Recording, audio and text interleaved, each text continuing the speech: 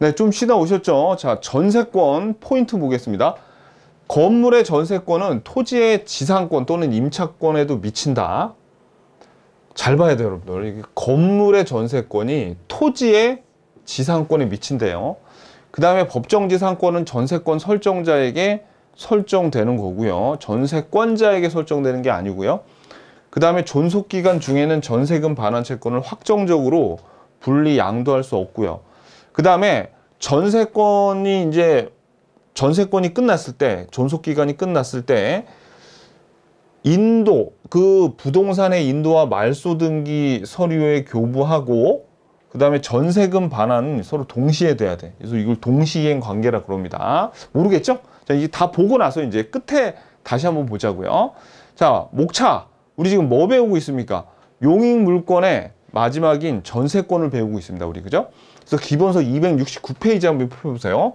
자, 269페이지 보면 우리가 저번 시간에 요 1번, 2번에서 전세권자의 권리와 의무를 봤고요. 이번에 전세권에 효력이 미치는 범위를 볼 건데 1번은 뭐 별거 아니야. 1번은 무슨 얘기냐면 토지가 전세권의 목적인 때에는, 이 말은 토지의 전세권을 설정했대요. 가령 여기 이게 A 토지인데 B한테 전세권을 설정해 줬어요. 그럼 B가 요 토지를 사용 수익하고 있는데 이때 요 A의 토지에 종물이 있대요. 종물. 그러면 종물은 전세권자 B가 요 종물도 토지뿐만 아니라 종물도 사용 수익할 수 있는데 그걸 우리가 뭐라 그러냐면 전세권의 효력이 그 종물에도 미친다 이렇게 표현을 해요. 그러니까 어떻게 B가 종물도 사용 수익할 수 있어. 토지 사용 수익할 때. 그리고 전세권에서 경매할 수도 있죠. 전세금 안 돌려주면 경매하잖아요. 경매할 때 토지뿐만 아니라 요 종물도 같이 경매에 넘어갑니다. 그래서 그 전세권의 효력은 종물에도 미치는 거예요. 자, 그 다음에 건물에 대해서만 전세권을 설정한 경우. 자, 요거는 무슨 얘기냐면, 자, 보세요. 우리가 여러분들 일단 어떤 토지가 있을 때 여기 토지 위에 건물 지으려면 적어도 이 토지에 어떤 권리가 있어야 돼요. 그렇죠.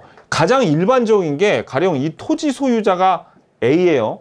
A면 A는 이 토지의 소유권자죠. 그러면 토지에 소유권이 있으면 이 A가 그냥 건물 지을 수 있거든요.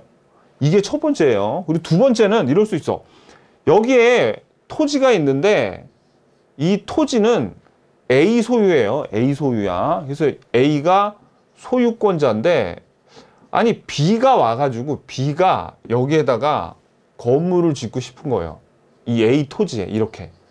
그러면 자기는 소유권자는 아니지만 어떻게 할 수 있습니까? 그렇죠.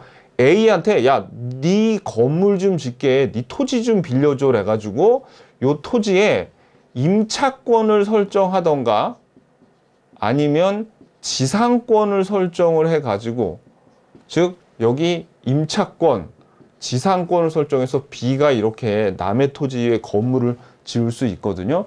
그랬을 때 우리가 여기 건물을 토지에 지으려면 여기에 토지의 소유권이나 아니면 남의 토지의 임차권, 지상권 등을 설정해야지 건물을 지을 수 있잖아요. 이걸 우리가 좀 어렵게 얘기해서 건물을 지으려면 이런 소유권이나 임차권, 지상권과 같은 권원이 있어야 된다. 이렇게 얘기를 하는 거예요. 그러면 이런 임차권, 지상권, 소유권도 없으면서 남의 토지에다 몰래 짓는 불법 건축물은 이런 식으로 표현한다고. 권원 없이 건축한 불법 건축물 X는 뭐 이런 식으로 표현을 한다고요. 무슨 얘기인지 아시겠죠? 오케이. 그러니까 아무튼 뭐 권원이란 말 몰라도 돼. 이 소유권이 아니라 남의 토지의 임차권이나 지상권을 설정을 한 다음에 그 다음에 B가 건물 지을 수도 있구나. 이제 이건 알겠죠. 자, 봐봐요. 이제 요 내용이 이제 나옵니다. 자, 이제 이 토지가 A의 토지예요. 그래서 지금 소유권자 A로 갑구에 나와 있죠. 이게 토지 등기부예요. 여기는 토지 등기부. 근데 아까 말씀드렸듯이 B가 여기에다가 건물을 짓고 싶어서 A한테, 자, 임차권도 되지만 그냥 지상권이라고 합시다. 지상권 좀 설정해줘. 나 네 토지 위에 건물 좀 지을게. 라고 하면서 이제 지료를 지급을 하고 지상권을 설정을 합니다. 그럼 토지 B 앞으로 지상권이 설정이 됐죠. 그럼 이제 B는 자기 건물 여기다 지을 수 있겠네. 그래서 건물을 져요. 건물을 지으니까 이제 건물 등기부는 소유권자가 B 앞으로 이렇게 나왔을 거 아니에요? 그죠? 이런 상태야. 이런 상태에서 만약에 이 B가 자기 건물을 C한테 전세권이나 또는 저당권을 설정을 해줬어요. 그러니까 전세금을 받거나 아니면 뭐 돈 빌렸겠죠. 근데 우리는 지금 전세권 배우니까 전세권을 보자고요. 그래서 요 B가 전세금 받고 요 건물을 C한테 전세권을 설정을 해줬어. 이럴 때 보세요, 여러분들. 이 건물 소유자가 건물에 대한 전세권이나 저당권을 설정을 해줬을 때 이 전세권, 저당권의 효력은 어디에도 미치냐면 여기에 있는 요 지상권 있죠. 그러니까 여기에 이 건물에 있는 전세권의 효력이 여기 지상권에도 미친다, 이런 표현을 해요. 이게 무슨 얘기냐면 한번 보세요, 여러분들. 만약에 여기에 있는 전세권자 C가 요 건물을 사용 수익하거나, 만약에 이게 저당권이라면 요 건물을 담보로 갖고 있으려면 이 건물이 서 있어야 되잖아. 무슨 권리 위에? 지상권이라는 권리 위에 건물이 서 있기 때문에 이 전세권과 저당권, 건물 위에 있는 전세권과 저당권이라는 이런 권리의 힘이 어디에까지 미치는 거냐면 요 토지에, 이 건물을 서 있게 만드는 토지에 설정되어 있는 지상권이나 임차권에까지 미쳐요. 그래서 어떤 일이 벌어지냐면 이렇게 다시 한번 전세권의 효력이 지상권에까지 미치기 때문에, 전세권의 효력이 지상권에까지 미치기 때문에 만약에 요 지상권자가 포기하거나 이거를 소멸시키려고 그럴 때는 반드시 요거 C의 승낙을 얻어야 돼. 왜? 얘 효력이 어디까지? 지상권에까지 미치니까 그런 겁니다. 무슨 얘기인지 아셨죠? 자, 그럼 기본서 269페이지. 자, 여기 밑줄 보세요. 타인의 토지에 있는 건물에, 그럼 타인이 누구예요? A의 토지에 있는 B의 건물에 전세권을 설정한 때에는 전세권의 효력은 그 건물의 소유를 목적으로 한 지상권 또는 임차권에도 미친다. 더럽게 어렵게도 적어놨죠. 그러니까 요 말이 무슨 얘기예요? 우리가 지금 본 지저분해. 자, 여기에 있는 요 전세권이 어디에 미친다고? 그 효력이 요 지상권에 미친다고요. 그죠? 요 얘기입니다. 그래서 결론적으로 C의 승낙이 없이는 요 지상권을 소멸시키거나 포기할 수 없다는 얘기가, 그죠? 요 다음 문장에 나오는 거였어요. 밑줄 그세요. 여기도. 자, 여기 밑줄. 전항의 경우에 전세권 설정자는 전세권자의 동의 없이 지상권 또는 임차권을 소멸하는 행위를 하지 못한다. 왜? 왜냐하면 여기에 있는 건물의 전세권이 요 토지의 지상권에 효력이 미치기 때문에 동의 없이 지상권 또는 임차권을 소멸하게 하는 행위를 하지 못한다는 겁니다. 아셨죠? 오케이. 자, 그 다음에 자, 여기 시험에 나와요. 여기 왜냐면 되게 어려워 보이지만 쉽단 말이에요. 그러니까 이제 시험에 나온단 말이에요. 자, 그 다음에 법정지상권도 요것도 설명을 먼저 한번 드릴게요. 이게 무슨 얘기냐면 되게 쉬운데 이거야. 이 법정지상권이 이게 좀 어떻게 보면 당연한 얘기예요. 이게 되게 당연한 얘기인데 여기 지금 토지 소유자가 A고 그 다음에 건물 소유자도 A예요. 지금 같죠? 같아. 일단 법정지상권이 성립되려면 처분 당시에 둘이 소유자하고 건물 소유자, 토지 소유자가 같잖아요. 근데 이때 A가 B한테 이 건물의 전세권을 줬습니다. 그러면 뭐가 되냐면 A는 전세권 설정자이면서 건물 소유자죠.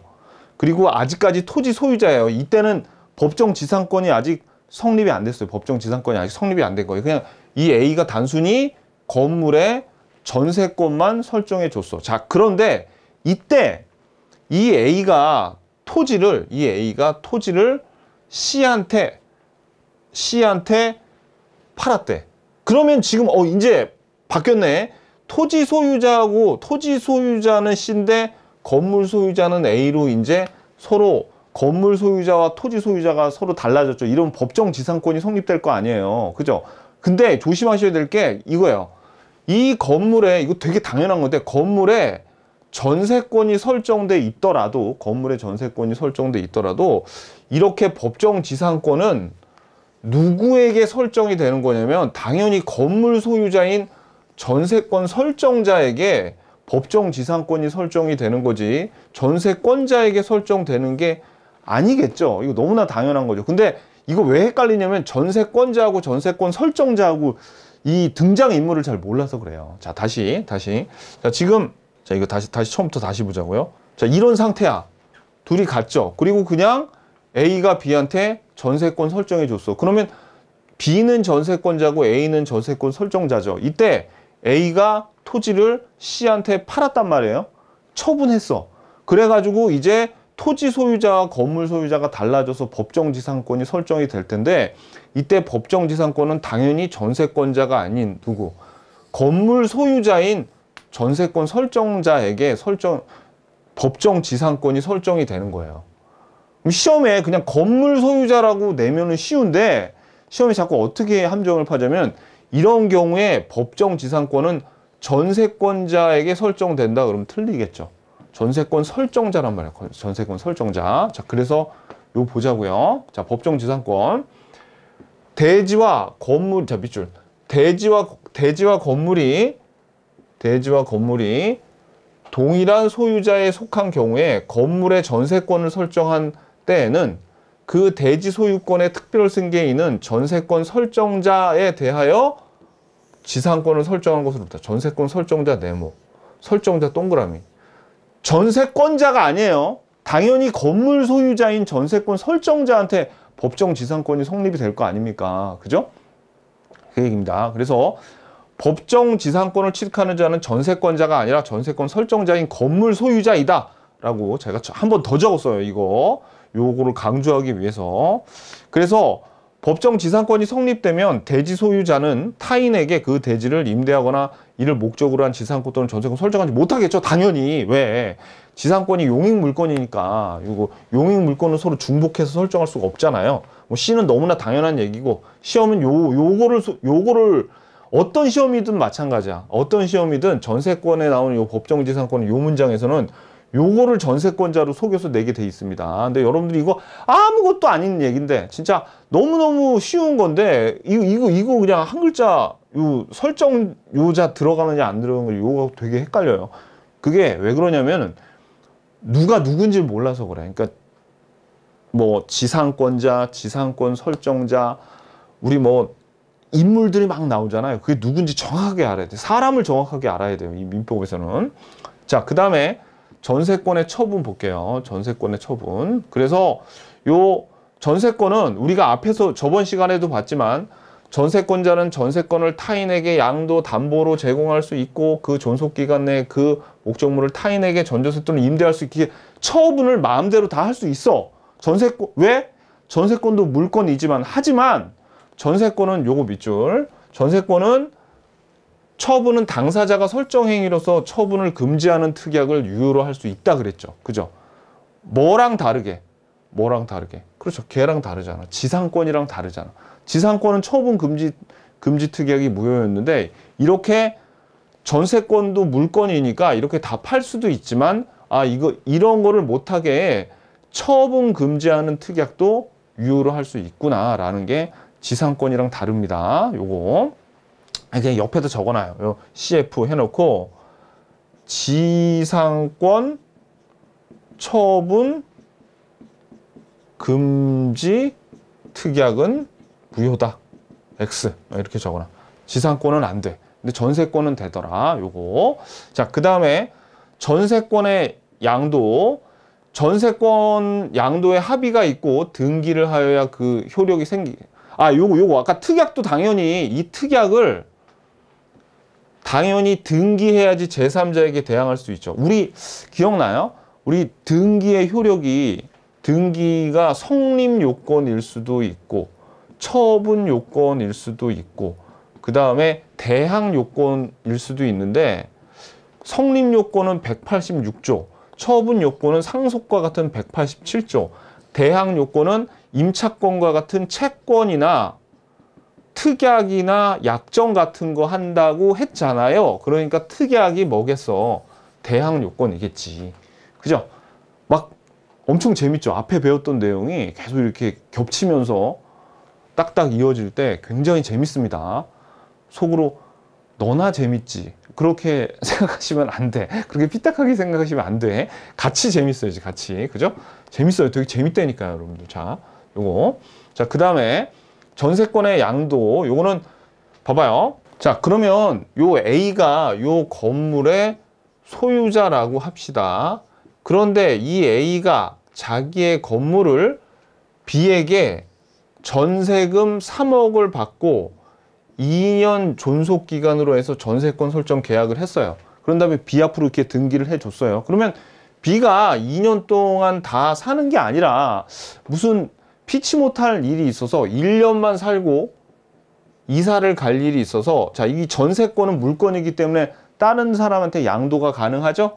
그래서 C한테 전세권을 양도를 한 거예요. 자, 이때 이 B는 전세권자이기도 하지만 전세권을 파는 사람이니까 전세권의 양도인이죠. 그리고 C는 전세권을 사는 사람이니까 전세권의 양수인일 거란 말이에요. 그러면 C도 B한테 전세금 3억을 주고, 그죠? 그 다음에 이 B는 이사 가고 C가 B 대신 여기서 이제 점유하면서 살게 됐겠죠. 그죠? 그래가지고 등기가 이제 C 앞으로 이렇게 전세권 이전 등기가 됩니다. 부기 등기로 해서. 이랬을 때 이제 만기가 됐어요. 이 만기가 됐을 때 C는 이 3억을 뭐 너무나 당연하겠지만 이사간 B한테 돈 달라고 하는 게 아니라 누구한테 달래? 전세권자가 아닌 전세권 설정자한테 달라고 해야 되는데, 그 이유는 뭐 이렇게 봐도 너무나 당연한 거지만 그 이유는 뭐냐면 이 C는 전세권을 사는 순간 전세권자와 동일한 권리를 얻게 되고, 또 하나는 이 전세권자가 가지고 있던 전세금 3억을 돌려달라고 하는 전세금 반환 채권이 전세권을 이전할 때 같이 이전한 거예요. 같이. 얘한테 이걸 팔 때 이 전세금 반환 채권까지 같이 C에게 이전이 됐기 때문에 C가 누구한테? 전세권 설정자한테 전세금을 돌려달라고 하는 겁니다. 이사간 B가 아니라. 자, 그래서 요 보자고요. 전세권 양도에 합의가 있고 등기를 해야지 그 효력이 있어요. 누구와 합의냐면 이건 B와 C의 합의입니다. 그 다음에 전세권 양수인이 C죠. 누구한테? 전세권 설정자 A에게, 전세권자가 아니에요. 전세권자 B가 아니라 전세권 설정자 A에게 전세금의 반환을 청구하고, 전세권의 양수인은 전세권을 샀으면 전세권 양도인, 전세권자죠. 전세권자와 동일한 권리의 의무를 가진다. 뭐 너무나 당연한 거겠죠. 자, 근데 이제 3번이 이게 시험에 잘 나오는데, 자, 요 A가 B에게 전세금 3억에 2년 존속 기간으로 해서 전세권을 B한테 설정을 해줬어요.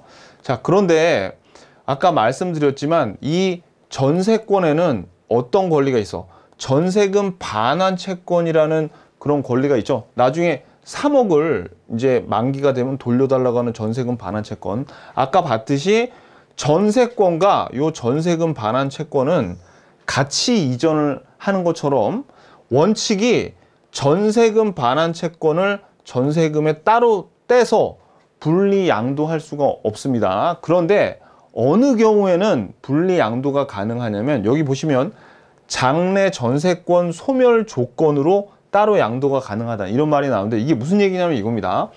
요 B가 한 1년쯤 살고 있었는데 B가 예전에 C한테 3억을 빌렸었어요. 3억을.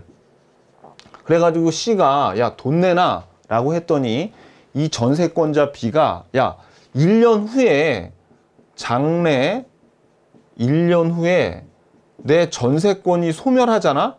전세권이 소멸하면 요 전세금 반환 채권을 네가 행사해라 라고 전세금 반환 채권을 얘한테 이렇게 양도할 수가 있습니다. 그러니까 봐봐요. 장래에 전세권이 소멸한다고 하면이니까 이게 조건을 붙인 거죠. 그러면 장래에 전세권 소멸을 조건으로 해서는 전세금 반환 채권을 따로 양도할 수는 있을지언정 어떻게 이런 조건 같은 거 안 붙이고 확정적으로, 그리고 이건 장래 이제 존속기간이 끝났을 때를 가정하는 거 아닙니까?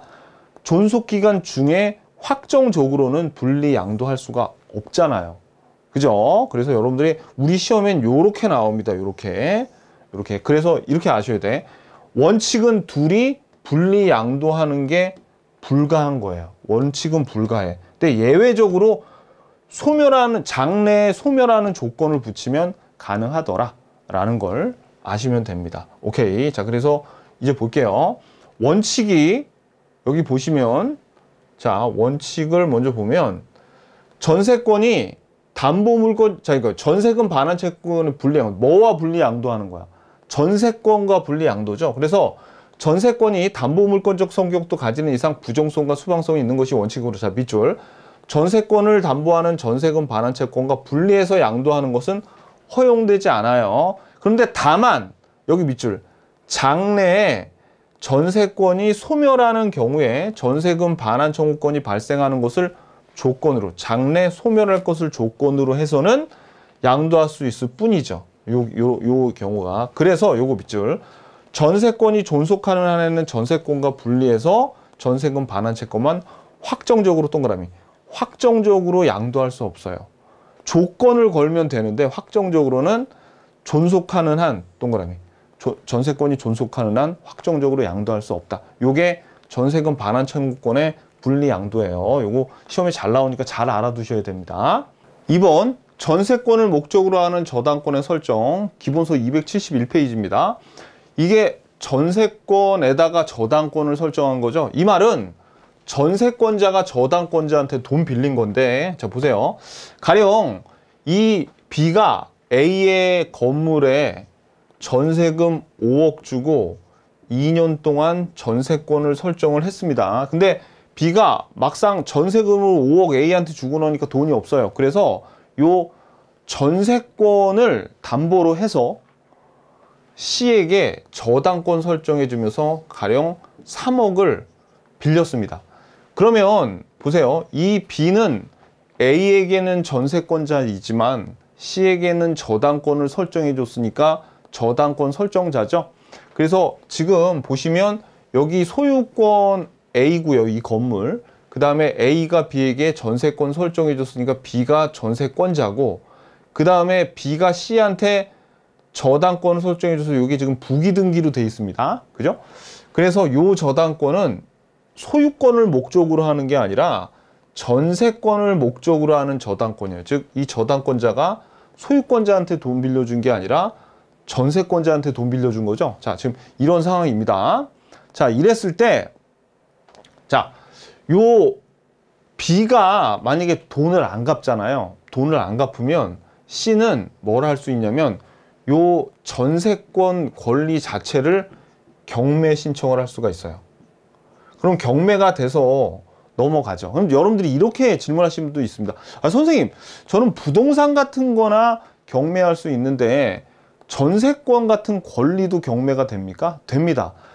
이 전세권, 지상권 다 경매가 가능해요. 권리 자체가. 왜냐면 만약에 경매에 넘어가 가지고 어떤 사람이 이 전세권을 낙찰받죠. 그러면 B 대신 들어가서 여기 살고 그 다음에 요 5억도 B 대신 돌려받을 수 있거든요. 그러니까 이게 경매가 되는 거야.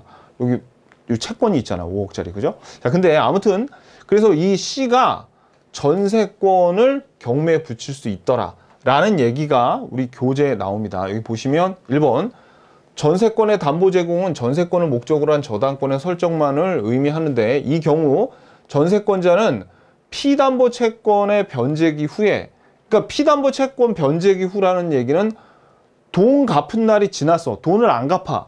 돈을 갚을 날이 돼도 안 갚는다면 전세권 자체를 경매 신청해서 저당권을 실행한다. 이제 저당권 실행이나 경매 신청한다는 말이랑 거의 같은 뜻입니다.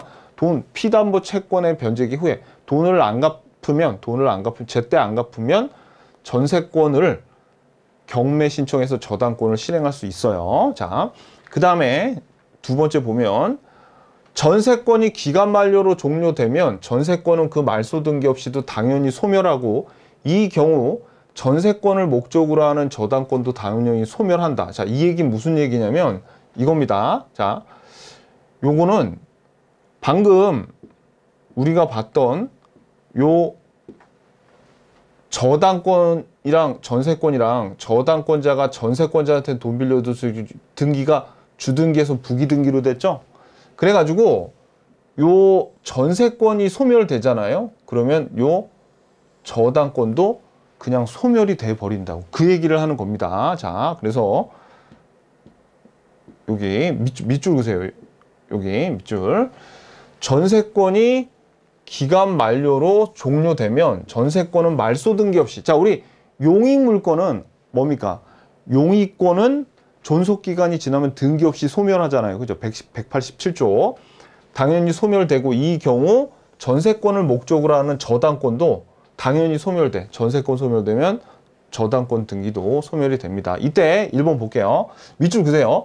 저당권의 목적인 전세권이 기간 만료로 소멸하면 저당권자는 더 이상 전세권 자체에 대해서 저당권을 실행할 수 없어. 다만 전세금 반환 채권을 압류하여 물상 대위권을 행사할 수 있어요. 그리고 요것도 밑줄. 전세권을 목적으로 하는 저당권이 설정된 경우에도 전세권이 기간 만료로 소멸되면 전세권 설정자는 전세금 반환 채권에 대한 재산의 압류 등이 없는 한 전세권자에게 대해서만 전세금 반환 의무를 부담한다. 자, 이게 1번하고 2번하고 같이 연관이 돼 있는 얘기인데 한번 들어보세요. 이게 무슨 얘기냐면, 자, 아까 요 B가 A에게 전세금으로 5억, 그리고 C가 전세권을 담보로 해서 3억의 돈을 빌려줬었습니다. 자, 그런데 만약에 전세권이 이제 존속기간이 끝나잖아요. 그러면 요 전세금을 요 A 전세권 설정자면서 이 건물의 소유자는 비록 이렇게 저당권이 설정돼 있건 말건 간에 누구한테 돌려줘야 되냐면 요 전세금 반환을 전세권자한테만 줘야 돼.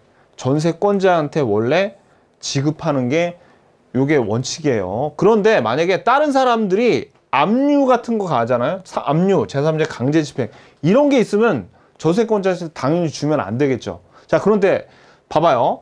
이게 지금 전세권이 아까 2년이라 그랬는데 요 존속기간이 이제 끝났어. 존속기간이 끝났어요. 그러면 어떤 일이 벌어지냐면, 자, 전세권, 용익물권 존속기간이 만료가 되면 그냥 등기 없이도 그냥 소멸해 버리죠. 그러니까 아까 봐봐요. 여기 이 전세권을 설정해 주고 여기에 전세권에 대해서 부기등기로 돈 빌려줬어. 3억. 그래서 만약에 전세권이 소멸돼 버리면 저당권도 그냥 같이 소멸이 돼 버리는 거야. 그러니까 이 저당권자가 그 전에 이 전세권에다가 어떻게 해요? 경매를 신청을 했어야 됐겠죠. 근데 그거를 이제 놓친 거야. 그래서 이때 전세권이 말소가 돼버리면, 전세권이 소멸되면 저당권도 소멸이 돼서 저당권자가 거지가 되느냐? 그건 아닙니다. 왜냐면 봐봐요, 여러분들.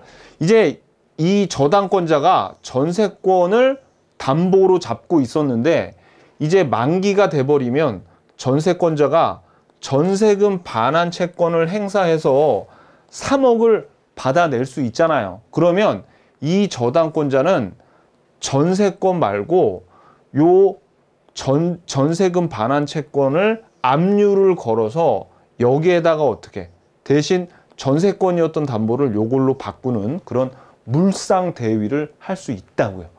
무슨 얘기인지 아시겠죠? 오케이. 되게 재밌잖아. 이런 경우에. 그죠? 요거. 그래서 요 얘기를 볼게요. 여기 아까 줄부터 걷는데 봐봐요. 여기 3번에, 아니, 동그라미 2번에 보면, 요 전세권을 목적으로 하는 저당권이 설정된 경우에도 전세권 설정자, 누구? 건물 소유자. 전세권 설정자는 원래 누구한테? 전세권자한테만 전세금 반환 의무를 부담한다. 뭐가 없는 경우에, 압류 같은 게 없으면 원래 전세권 설정자는 전세권자한테 전세금을 돌려줘야 하는데 이게 첫 번째고요. 자, 근데 저당권의 목적인, 자, 이거 밑줄 그세요. 저당권의, 아까 걷지? 중에서 한 번 더 그러려고 그랬어. 자, 저당권의 목적인 전세권이 기간 만료로 소멸하면 저당권자는 더 이상 전세권 자체에 대해서 경매를 실행할 수 없잖아. 아까 위에서 할 수 있었는데, 그죠? 그래서 전세금 반환 채권을 먼저 압류해가지고 못 주게 만드는 거야. 압류를 해야지 이 전세권 설정자가 요 전세금을 줘버리면 그냥 끝나요. 그러니까 압류를 해서 못 주게 해야 돼. 먼저 전세금을 못 주게 잡은 다음에 못 주게 해서 그 다음에 요거를 물상대위를 행사할 수 있어. 이 물상대위는 뭐 담보가 뭐에서 뭐로 바뀐 거야. 전세권에서 전세금 반환 채권으로 바뀌었다고. 요거 시험에 잘 나옵니다. 요거 알아두셔야 돼요. 오케이. 자, 그 다음에 전전세. 전전세는 전세를 한 번 더 준 겁니다. 그래서 우리가 봐봐요.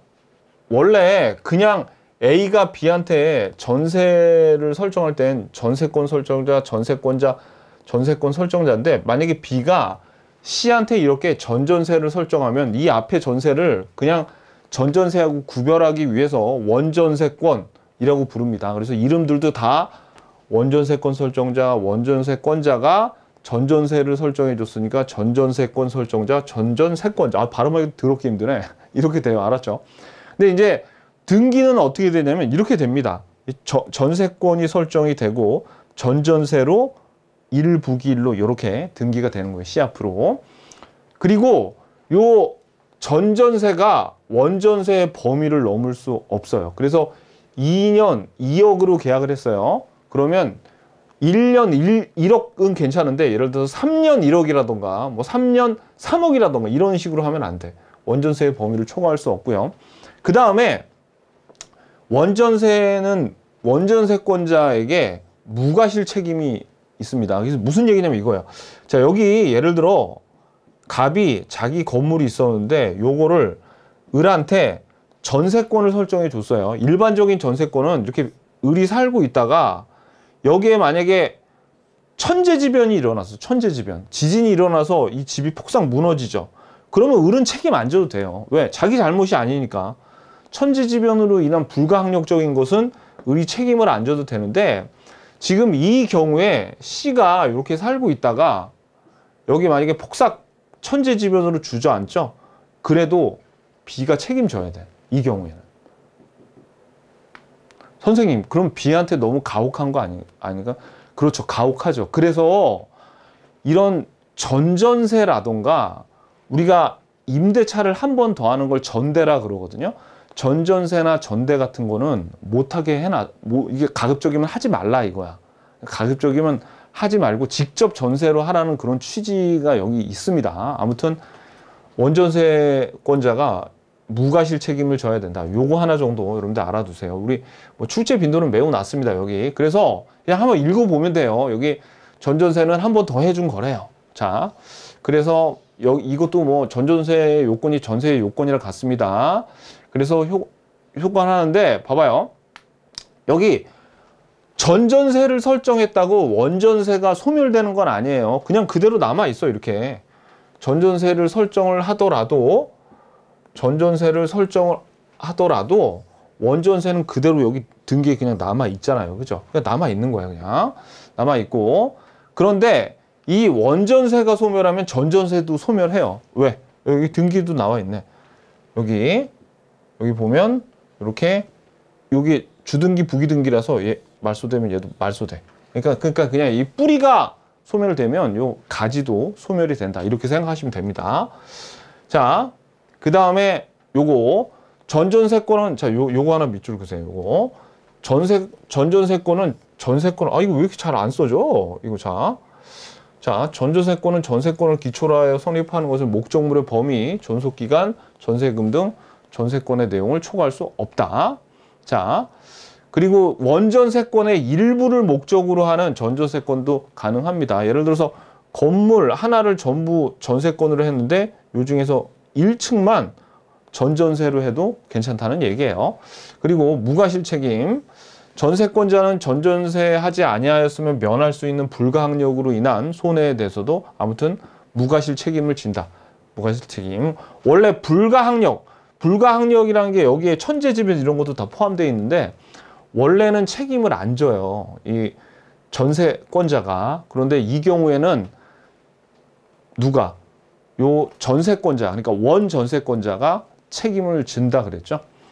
자, 그럼 다음에 272페이지 볼게요. 전세권의 소멸에서, 자, 이게 전세 목적물이 멸시라는 경우 1번, 2번. 자, 이것도 중요한 거 아니에요. 이거 너무나 당연한 건데 지진 이런 거 나가지고 불가항력적으로 멸시를 됐어요. 그러면 지금 여기 A가 건물 소유자고 여기 지금 B가 살고 있는데 요 전세권자 B가 아무 잘못 없었는데 건물이 폭삭 주저앉거나 일부가 잘못됐대. 그러면 어떻게 하면 돼요? 그냥 B는 그냥 좀 냉정하지만 얘는 건물이 무너졌지만 냉정하지만 A한테 야 저기 건물 헐린 거는 어쩔 수 없고 내 잘못으로 헐린 게 아니니까 전세금 내놔 라고 할 수 있다는 거예요. 봐봐요.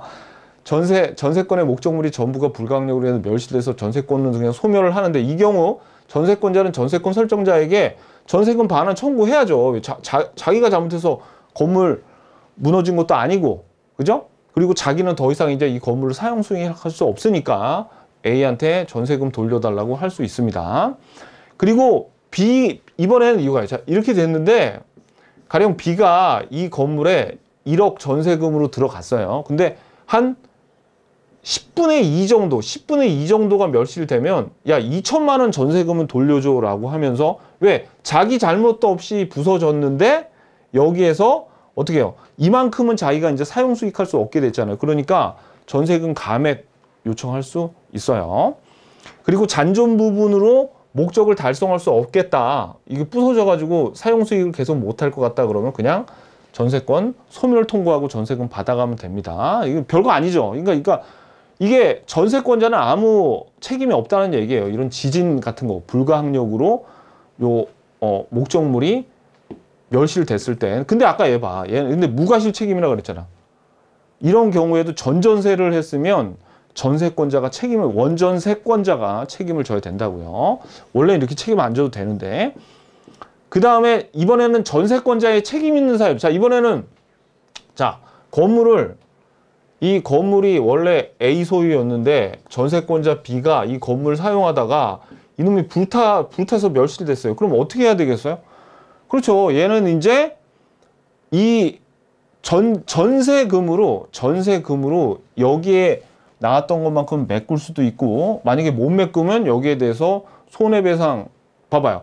전세권 설정자는 전세금으로 손해배상에 충당을 하고 그 다음에 남는 만약에 전세금을 3억 설정했는데 건물이 5억이야. 그럼 전세금 3억은 손해배상으로 충당하고 나머지 2억은 또 받아내야지. 다시 청구할 수 있다고요. 별거 아니죠. 이것도. 얘가 잘못해서 건물 불냈으니까.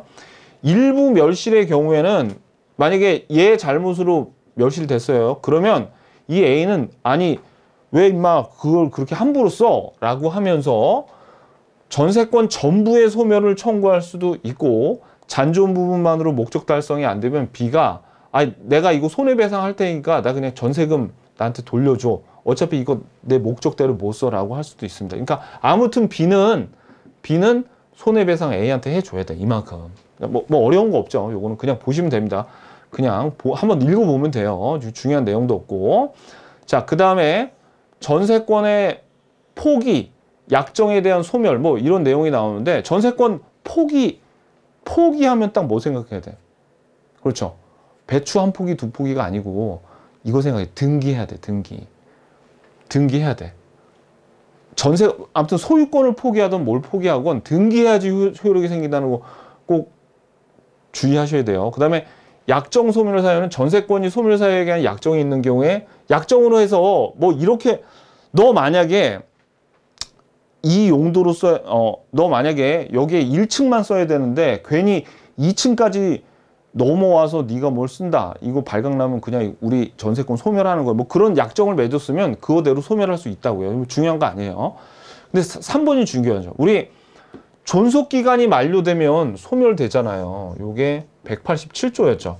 등기 없이도 그냥 소멸해. 그래서 자 밑줄 전세권의 존속기간이 만료되면 전세권의 용익권 물권적 권능은 전세권 설정 등기의 말소 없이도 당연히 소멸하고 단지 전세금 반환 채권을 담보로 하는 담보물권적 권능이 범위 내에서 전세금의 반환 시까지 그때까지 효력이 존속하고 있는 거예요. 무슨 얘기인지 아시겠죠? 그러니까 이 사용 수익할 수 있는 권능이 존속기간 만료되면 그냥 소멸해 버리는 겁니다. 3번 전세권 소멸의 효과. 전세권이 소멸하면 전세권 설정자는 전세금을 반환해 줘야 되고 전세권자는 목적물 그러니까 이사 가야 돼요. 그러니까 부동산 인도해 주고 그 다음에 등기도 말소를 해줘야겠죠. 그게 동시이행 관계입니다. 그러니까 이게 무슨 얘기냐면 이거예요.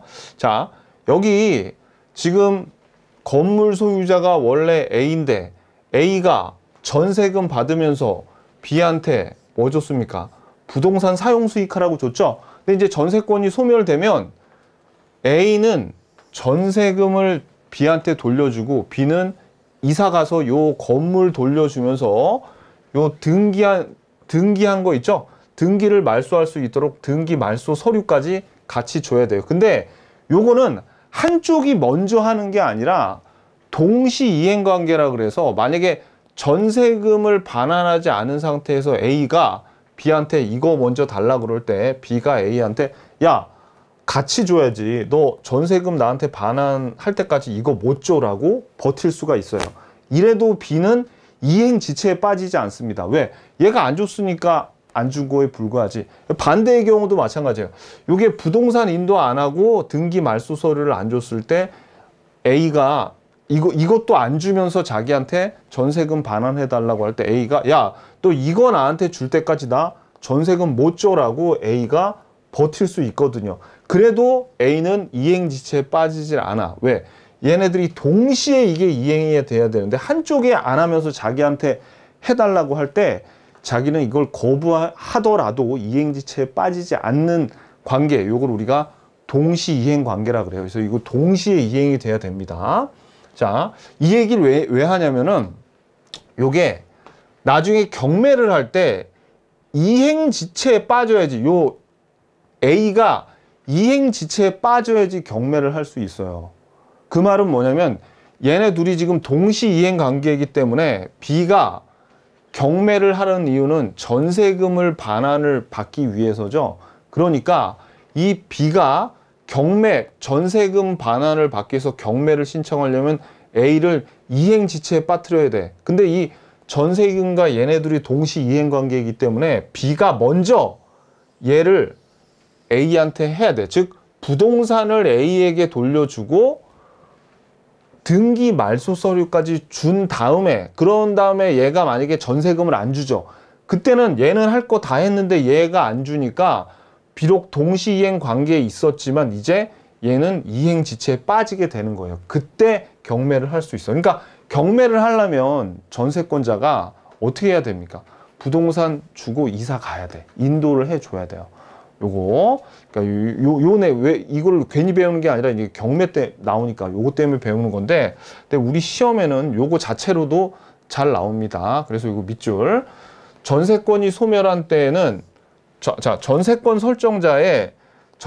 설정자가 어떤 의무가 있냐면 전세금을 반환해야 될 의무가 있죠. 이게 전세금 반환 의무 요게 전세권 설정자예요. 그래서 전세권자의 그러면 요거 봐봐요.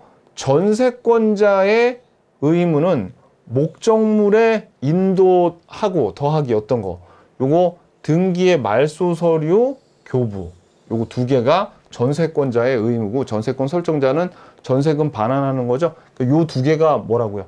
동시이행 관계예요. 자, 그런데 그 두 번째 요것도 우리 시험에 나왔던 판례인데 자, 만약에 밑줄 임대인과 임차인이 임대차 계약을 체결하면서 임대보증금을 전세금으로 하는 전세권 설정 계약을 체결하고 전세권 설정 등기를 격려한 경우 다른 약정이 없는 한 임차 보증금 반환 의무와 전세권 설정 등기 말소 의무는 동시행 관계에 있다. 자, 이건 무슨 얘기냐면 이거예요. 원래 임대차 계약을 했을 때 여기 임대인이 있고 여기 임차인이 있으면 임차인의 임대인한테 보증금 받아야 될 거 아닙니까? 그죠? 요 보증금을 임대인한테 내주려면 임차인이 마찬가지로 인도를 해줘야 돼요. 자기가 쓰고 있는 부동산을 인도를 해주면 보증금을 줘야 되는 보증금 반환과 부동산 인도가 마치 여기 전세권처럼 동시이행 관계에 있거든요. 그런데 이 임차인이 워낙 겁이 많아서인지 아니면은 되게 신중한 성격에서인지 요 보증금을 아예 등기를 해버린 거야. 임대차 계약을 하면서 전세권 설정 계약도 체결하면서 전세권 등기를 해가지고 보증금이 전세금으로 지금 등기가 돼 있는 거예요. 그러면 이때는 보증금을 받으려면 당연히 부동산 인도만 해줄 게 아니라 뭐도 해줘야 된다는 얘기예요. 그렇죠. 등기까지 말소를 해줘야지. 그죠? 그래서 원래 등기를 안 했으면 그냥 인도만 해줘도 보증금 받을 수 있는데 이제 등기까지 했으니까 동시 이행 의무가 하나 더 늘었다는 거예요. 인도뿐만 아니라 등기까지 말소해야 되는 그 내용입니다. 자, 4번 경매 신청권과 우선 변제권. 먼저 전세권 설정자가 전세금 반환을 지체한 때에는 전세권자는 전세 목적물에 경매를 청구할 수 있다 그랬죠. 그래서 후순위 권리자나 기타 채권자보다 우선 변제를 받을 권리가 있다. 그런데 여기서 요 전세금 반환을 지체한다는 얘기가 우리 구체적으로 배웠죠. 아까 어떻게? 동시이행 관계에서 요 전세권자가 전세 목적물을 인도하고 전세권 설정 등기 말소할 수 있도록 서류를 제공했는데도 불구하고 전세금 반환 안에서 이행지체에 빠져 있을 때 그때를 의미하는 겁니다. 그때 경매를 신청할 수 있다 그랬습니다. 그죠? 그거 아셔야 되고요. 자, 그래서 아까 요거 얘기한 거예요. 요거를 줬는데도 전세금 반환 안 하면 이제 동시이행 관계에서 이행지체에 빠져버린 거예요. 얘가 요걸 안 주면 그래서 이행지체가 있어야지 경매가 가능하다. 요 얘기였죠. 그리고 자, 경매에서 있잖아요. 경매에 들어가면 일단은 요 등기가 된 순서대로 돈을 받습니다. 그러니까 요 경매에 봐봐요. 여기 갑의 부동산에 전세권이 먼저 되고 저당권 먼저 되고 근저당권 요런 순서대로 됐죠. 그러면 만약에 요 금액이 8억으로 낙찰됐다고 쳐봐. 8억으로. 그러면 8억 중에 5억 A가 배당받고 B가 3억 배당받고 얘는 한 푼도 못 받습니다.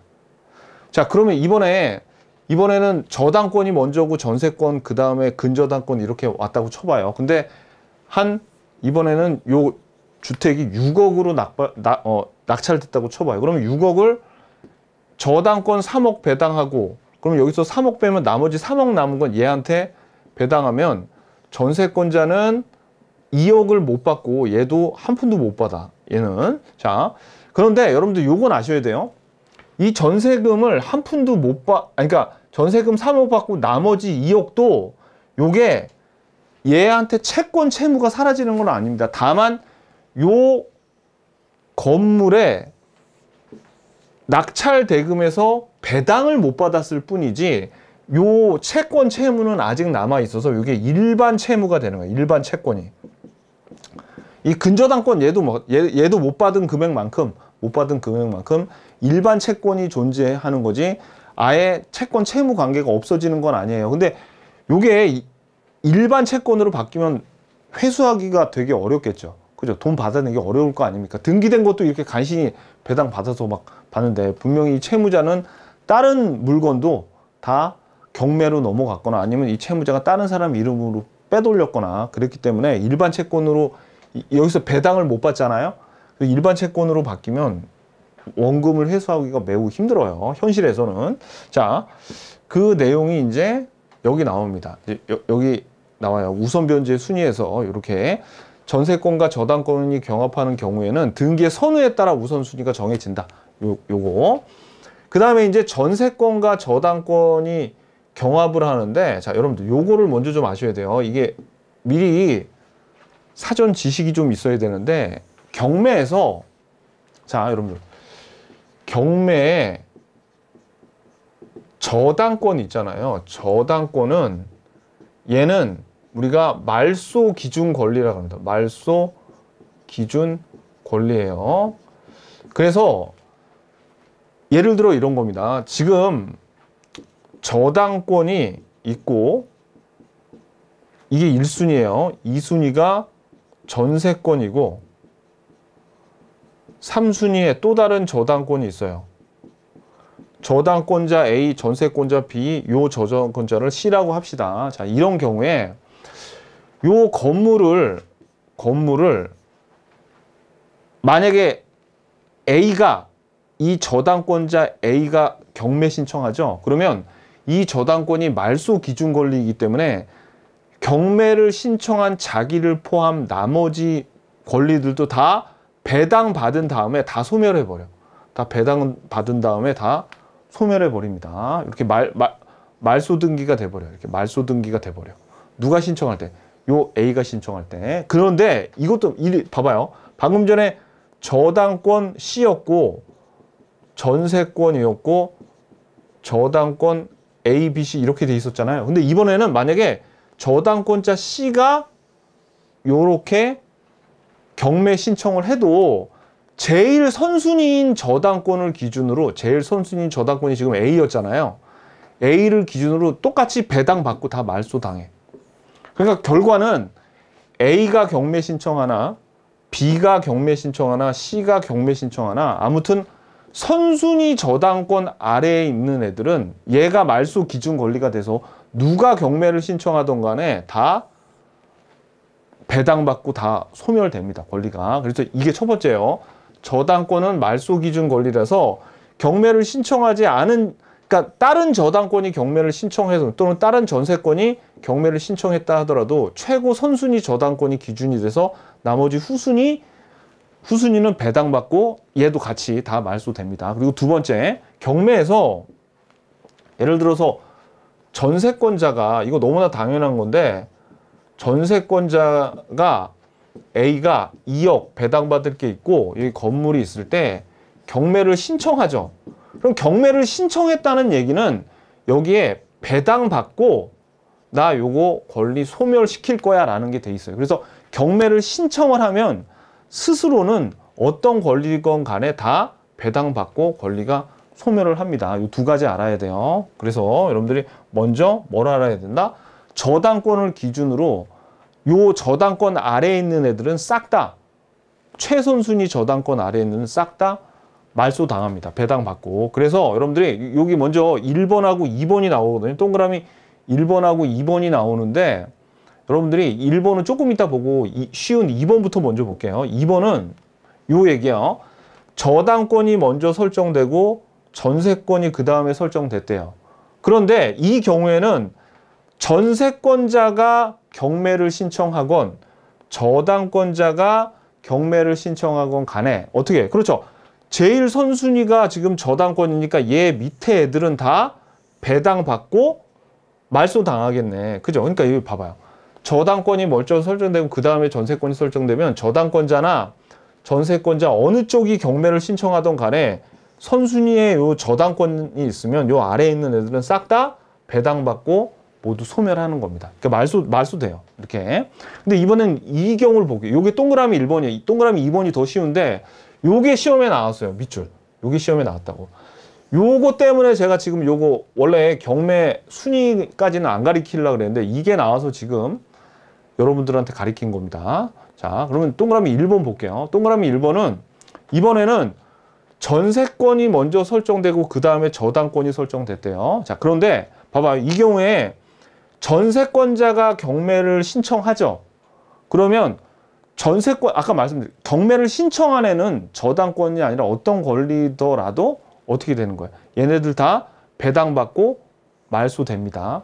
그리고 자기 말고 다른 사람이 경매를 실행했더라도 요 저당권은 그냥 배당받고 말소 소멸되는 거죠. 그래서 전세권자가 경매를 신청하면 설정 등기 순서에 따라 배당받고 그냥 모두 다 소멸하는 겁니다. 자, 그런데 이번에는 전세권자가 경매를 신청한 게 아니고 저당권자가 경매를 신청했대요. 그랬을 때 이럴 수 있습니다. 만약에 저당권자가 경매를 신청하면 얘 밑에 만약에 후순위가 있으면 걔네들은 다 말소 당하겠지만 그것보다 이 전세권은 앞에 저당권이 없죠. 그러니까 이 전세권은 남아 있을 수도 있어요. 그런데 전세권자가 아니 나도 여기 배당에 참여할래 라고 해서 만약에 배당 받잖아요. 그러면은 어떻게 되냐면 그냥 이 전세권은 소멸하는 겁니다. 그냥 소멸하는 거예요. 그런데 자 봐봐요. 요 저당권자가 경매를 신청을 했어.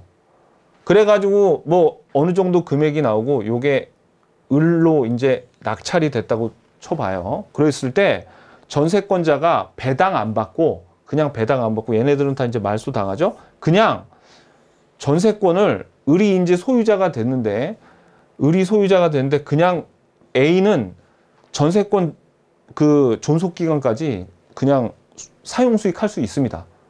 사용 수익한 다음에 이 전세금 나중에 을한테 받아가면 돼요. 새로운 신소유자한테 받아가면 된다 그랬잖아요. 신소유자한테. 그죠? 오케이. 자, 그래서 저당권자가 경매를 신청하면 전세권자의 배당 요구가 없는 한, 배당 요구했으면 얘도 그냥 배당 받고 사라지는데 전세권은 존속해서 그냥 사용 수익하다가 신소유자한테 전세금 받고 나가면 된다고요. 아셨죠? 근데 뭐 신소유자한테 보증금 받고 나가야 돼. 그렇게까지는 안 나오고 그냥 전세권은 존속한다. 요거 말소로 안 지워지더라. 그냥 얘만 배당받고 사라지고 얘는 그대로 남아있더라. 이렇게까지만 알고 계셔도 상관없어요.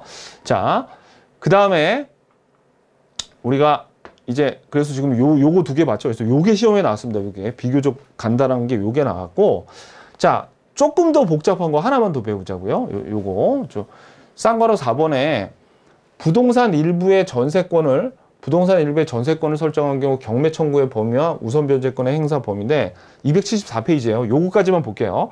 자, 요것도 동그라미 지금 3개 있죠. 동그라미 3개 하나씩 볼게요. 이거는 무슨 얘기냐면 이겁니다. 지금 요게 다세대 건물이 아니라 다가구 건물입니다. 다가구 건물. 다가구 건물은 여러분 뭔지 아시죠? 연립주택이랑 좀 비슷하게 생긴 것도 있는데 얘네들이 그냥 등기가 요거 통으로 됐어요. 통으로. 그래서 얘네들을 만약에 조금 좀 구조가 괜찮으면 이거 다세대 주택으로 이렇게 분할할 수도 있어요. 근데 아직 분할이 안 돼 있는 다가구 주택이라고 했을 때 보세요. 만약에 전세권은 부동산 일부에 설정할 수 있죠. 그래서 요 아직 분할이 안 된 다가구 주택에 전세권 1호에다가 2억 여기 전세권을 설정했어. 이렇게 해서 요 1호에서 살고 있습니다. 그리고 방 한 칸도 부동산 일부니까 아파트에 방 한 칸도 전세권 설정할 수 있어요. 용익물권은 부동산 일부에도 설정할 수 있으니까. 자, 근데 보세요. 단일 소유자의 한동 건물 중 일부의 전세권을 설정한 경우 그 일부에 대해서 경매 신청을 하고자 할 경우에는 그 부분에 대한 분할 등기를 연호해야 돼. 그러니까 근데 만약에 요 건물 소유자가 자기한테 이제 계약이 다 끝났는데 전세금 2억 안 돌려주죠. 그러면 요 전세권자는 경매를 건물 전분을 할 수 없으니까 어떻게 하냐면 요거를 요 다가구 주택은 지금 분할이 가능하죠. 그래서 분할을 한 다음에 경매를 신청할 수 있어요. 요게 첫 번째고. 자, 두 번째는 이번에 요 아까 1호에다가 전세권이 설정이 돼 있고 이 건물 전체에 저당권이 설정이 돼 있어요. 자, 그런데 이따가 3번에 나오겠지만 이 경우에 요 전세권자가 요거를 분할을 안 하면 이 전세권자는 전부에 대해서 경매 신청을 못 하는데 만약에 요 저당권자가 요 건물 전부에 지금 저당권을 설정한 저당권자가 건물 전부를 만약에 경매를 하죠. 그래가지고 여기 낙찰 금액이 예를 들어서 한 9억 정도 나왔다고 쳐봐요. 그랬을 때 이 전세권자는 아까 뭐라 그랬냐면 건물 전체를 일부만 전세권이 있는 전세권자는 건물 전체를 경매를 할 수는 없지만 건물 전체에서 우선 변제는 받을 수 있어. 그래서 9억 낙찰 받았죠. 그러면 요 1순위자한테 9억 중에 2억이 먼저 배당되고 나머지 7억을 저당권자에게 배당하고 얘는 그럼 1억 못 받겠네. 이런 식으로 되는 거예요. 그러니까 전부 설정한 애보다 먼저 우선 변제 받을 수 있습니다. 일부. 그러려면 어떻게 해야 돼? 얘가 건물 전부를 경매를 해줘야 돼요. 요거를. 왜? 얘는 건물 전체를 경매는 못하지만 건물 전체가 다른 사람에 의해서 경매가 됐어. 그랬을 때 우선 변제는 이 전체에서 받을 수 있으니까. 자, 그래서 읽어볼게요. 건물의 일부에 대해서 전세권이 설정되어 있는 경우 그 전세권자는 그 건물 전부에 대해서 후순위 권리자보다 전세금을 우선 변제를 받을 권리가 있는데 전세권의 목적물이 아닌 나머지 건물 부분에 대해서는 경매 신청권은 없어. 우선 변제권은 있는데. 사실 요게 다른 시험에서는 가장 중요한 포인트입니다. 이게 우선 변제는 되는데, 그러니까 건물 전체에 대해서 우선 변제는 되는데 경매는 안 된다는 거. 요거. 자, 그런데 이럴 수 있습니다. 이번에는 전세권을 여기 방 한 칸에 설치했어. 그럼 이거는 아예 분할이 안 되는 거죠. 아까 분할이 됐으면은 아까 이 경우도 마찬가지. 이 경우에도 얘가 전체로 만약에 경매 안 걸어주면 얘는 요게 다가구니까 요 1호만 분할해서 경매했었을 수도 있었겠죠. 근데 이 경우에 방 한 칸이라서 분할이 안 돼요. 분할이 안 돼. 그러면 자, 전세권의 목적이 된 부분이 구조상 또는 이유상 독립성이 없어 독립한 소유권 객체를 분할할 수 없어 그 부분만의 경매 신청이 불가능하여도 그러면 여기 만약에 요거를 얘가 분할을 못하죠. 분할 못해도 이거 전부 경매 못합니다. 그러니까 아무튼 분할 못해도 이 전부를 경매할 수 없어요. 그래서 이 저당권자가 건물 전체의 저당권자가 요거를 경매할 때까지 기다려야 돼.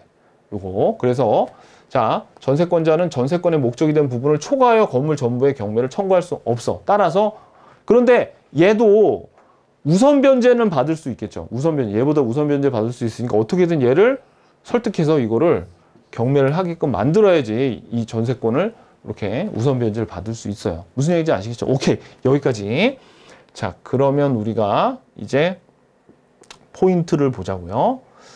포인트를 보시면 일단 건물의 전세권은 토지의 지상권에 미친다. 요거. 그 다음에 법정지상권은 전세권 설정자에게 설정되는 거지 전세권자에게 설정되는 게 아니라 그랬죠? 존속기간 중에는 전세금 반환 채권을 확정적으로 분리 양도할 수 없어요. 어떻게? 장래에 소멸할 것을 조건으로는 할 수 있는데 확정적으로 존속기간 중에 분리 양도할 수 없고요. 그 다음에 요 부동산 인도와 말소 등기 서류 교부하고 전세금 반환은 서로 동시이행 관계라는 겁니다. 자, 그럼 이제 기출문제 풀러 가자고요.